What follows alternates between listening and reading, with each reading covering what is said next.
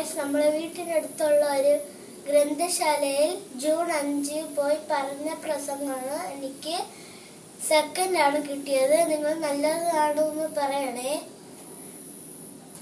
മാന്യ സദസ്സിന് വന്ദനം. ബഹുമാനപ്പെട്ട പ്രിൻസിപ്പൽ അധ്യാപകരെ, എൻ്റെ പ്രിയ കൂട്ടുകാരെ, ഞാൻ ഫിബനുമാരൻ ക്ലാസ്സിൽ പഠിക്കുന്നു.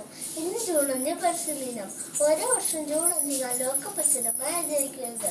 പരിസ്ഥിതി ആഘോഷിക്കുന്ന എല്ലാവരും ചെയ്യുന്ന ഒരു കാര്യമാണ് വൃക്ഷത്തൈകൾ നട്ടുപിടിപ്പിക്കാനുള്ളത്. സത്യത്തിൽ നാം ചെയ്യുന്ന ഏറ്റവും നല്ല ലളിതമായ കാര്യമാണ് ഇത്.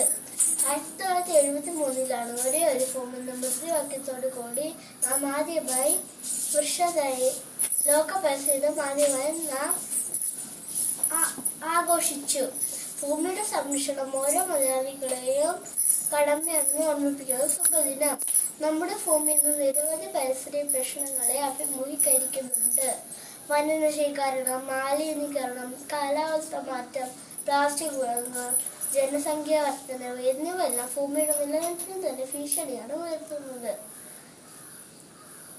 ഈ സാഹചര്യത്തിൽ പരിസ്ഥിതി സംരക്ഷണത്തിന്റെ പ്രാധാന്യം നാം ഓരോരുത്തരും തിരിച്ചറിയേണ്ടതുണ്ട്. ചെറിയ കാര്യങ്ങൾ പോലും വലിയ മാറ്റങ്ങൾക്ക് വഴിയൊരുക്കും.